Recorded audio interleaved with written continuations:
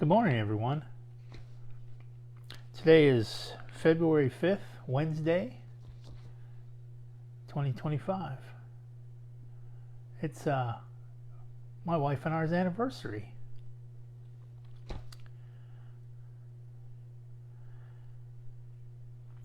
Today, if you've joined us in reading the Bible through the year, today's verses will be Exodus 10 through 12, and tomorrow's will be Exodus 13 through 15.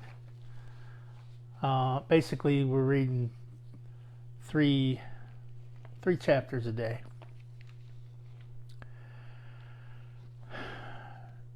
Today, I'd like to talk about surviving trials by faith, surviving tough times by faith. And today's reading is going to be Hebrews 11, 23 through 29.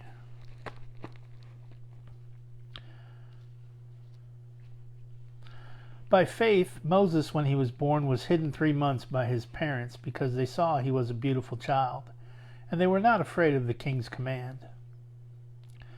By faith, Moses, when he became of age, refused to be called the son of Pharaoh's daughter, choosing rather to suffer affliction with the people of God than to enjoy the passing pleasures of sin, esteeming the reproach of Christ greater riches than the treasures in Egypt, for he looked forward to the reward.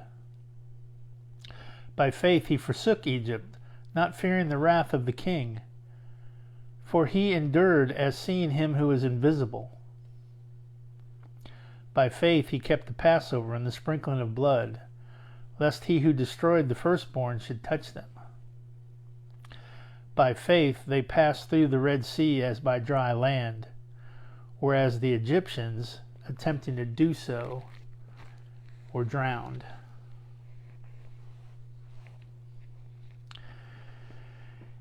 You know, as you read these verses, you see Moses' life, how he endured difficulties by faith. We will all face trying moments in our lives. It's inevitable. This life is hard. But the key is to remember that tough times they're not inescapable for us. In Job 5:7 it says, "For man is born for trouble, as sparks fly upward." We will all experience periods of life when life is hard, when life is tough. Therefore, it's essential that we learn to respond in the way God desires. That's the importance of being in the Word and understanding God and His ways. Tough times they could do one or two things. They could destroy us or they could develop us. People respond differently to the same challenges. Some grow more focused while others fall apart or are even destroyed by the difficult time. The way we respond depends on our perspective. Namely, are we God-focused and centered, or are we more focused on the tough times and the trials?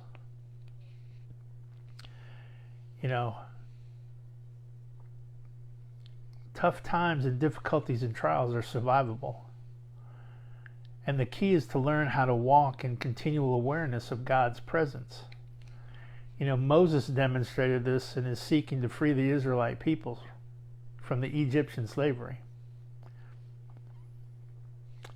But as you read the story of the Exodus, you had to see where Moses, he had to learn to see the invisible God walking by his side and be constantly reminded of his presence.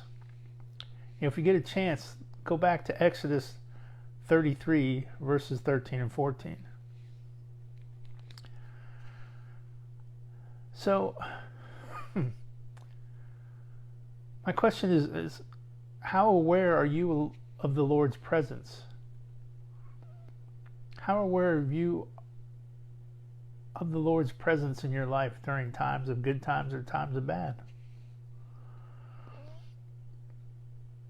Are your fears receding as you constantly believe and take comfort in His protection and His sufficiency? You know, Moses did not start out with this awareness. He had to learn and develop it over time. And it's the same thing that we have to do. We have to develop this over time. So,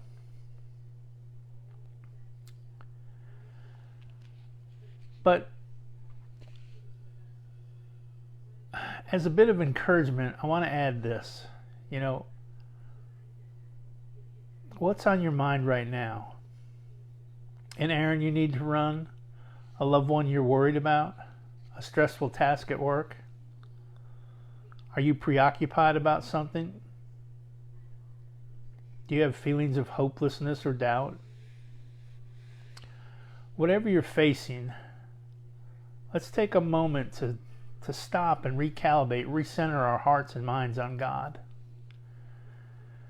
Take a deep breath and exhale slowly. And then read verse 7 through 10 from Psalms 139. You ready? Is there any place I can go to avoid your spirit? To be out of your sight?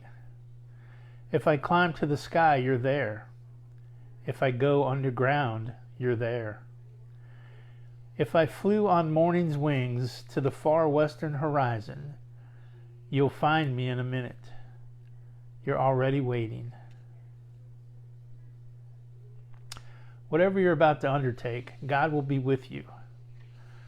Wherever you end up, God will hold you close. So as you go about your day, remind yourself of who you are and who God is. Who you are as a child of God and who God is to you. Just relax and tell yourself that you're in God's care. God loves you guys. I love you guys. I hope you have a fantastic Wednesday. And God willing, we'll catch you again tomorrow.